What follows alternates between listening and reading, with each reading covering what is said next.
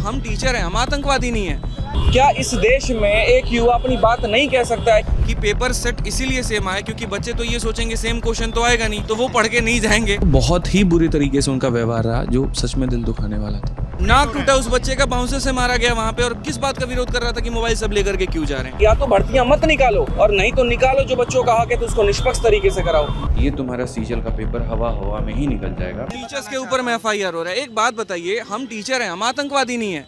हम यहाँ पर टेररिस्ट नहीं बना रहे हैं, हम उनको पढ़ा करके देश को बिल्ड करने का काम कर रहे हैं। आज चाहे कोई दिल्ली पुलिस में हो, कहीं पर भी हो, यहाँ का शिक्षक पढ़ाता है तब वो विभाग में जाता है। तो टीचर के ऊपर में FIR करके आप कर क्या लोगे। 2 पेपर जो था वो पूरा सेम आया। तो जब डायरेक्टर साहब से बात हुई वहाँ पे, तो उनसे ये पूछा गया कि भाई ये बताओ पेपर सेम क्यों आया। तो उनका इतना मतलब अजीब सा लॉजिक था कि पेपर सेट इसीलिए सेम आया क्योंकि बच्चे तो ये सोचेंगे सेम क्वेश्चन तो आएगा नहीं, तो वो पढ़ के नहीं जाएंगे, कुछ और पढ़ के जाएंगे और हम पूरा क्वेश्चन सेम दे देंगे, तो बच्चे सरप्राइज हो जाएंगे। रात में मुझे 12:30 में थाने से इन्होंने छोड़ा है और ना पानी दे रहे हैं ना कुछ दे रहे हैं। मतलब तबीयत इतनी ख़राब हो गई थी, विक्रम सर को मेडिकल इमरजेंसी आ गया था, लेकिन हमने ये कहा बस हॉस्पिटल में रोक दीजिए, चाहे आप हमारे साथ चल लीजिए, लेकिन नहीं रोका। टॉयलेट करने के लिए भी नहीं रोका। तो बहुत ही बुरी तरीके से उनका व्यवहार रहा, जो सच में दिल दुखाने वाला था। आज चेयरमैन साहब से मिलकर के आए हम लोग, 2 दिन पहले डायरेक्टर साहब से मिलकर के आए। हमने उनसे ये कहा कि सर 2 शिफ्ट में पेपर हो रहे हैं तो दोनों सेम कैसे हो सकते हैं।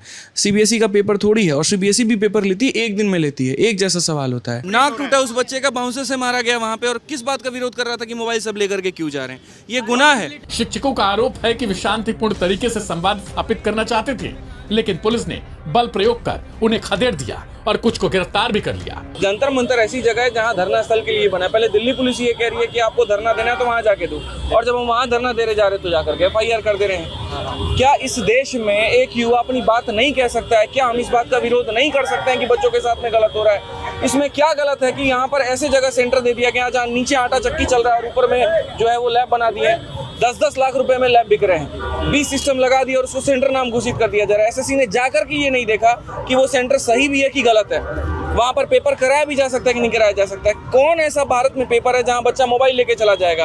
और क्या ऐसे जगह से जो बच्चे नियुक्त होकर के आएंगे, क्या वो सही तरीके से नियुक्त होंगे? क्या वो डिपार्टमेंट में सही तरीके से काम करेंगे? एक देश को एक जो दरोगा मिलेगा, क्या वो सही तरीके से नियुक्त होकर आया होगा? चिंता का ये विषय है यहाँ पर। या तो भर्तियां मत निकालो और नहीं तो निकालो जो बच्चों का हक है तो उसको निष्पक्ष तरीके से कराओ, वो हमारा अधिकार है। पूरे भारत में जितने भी शिक्षक हैं उन सब से मेरा हाथ जोड़ करके निवेदन है, आप जहाँ पर भी पढ़ाते हैं आप वहाँ के एक लोकल एरिया को चूज़ करिए, परमिशन लीजिए और वहाँ पर धरना शुरू करिए।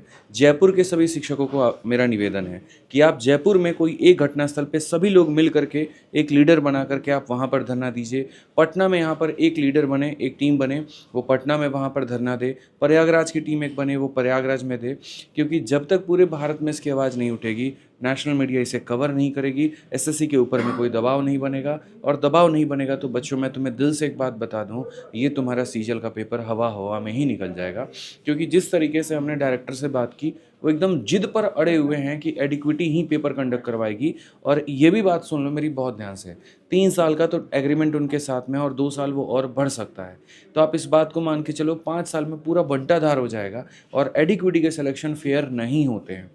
कई ऐसे कारण है जो मैं अभी आपको ऑन कैमरा बता नहीं सकता बस, लेकिन आप इतने मान करके चलो कि ट्रांसपेरेंसी उतनी नहीं है जितने पहले के वेंडर्स में हुआ करती थी। तो हाथ जोड़ करके निवेदन है, तुम खुद लीडर बनो, तुम खुद आगे आओ, तुम खुद आकर के अपनी आवाज़ उठाओ। तुम्हारे लिए यहाँ पर ऐसे मान करके चलो कि कोई नहीं आएगा।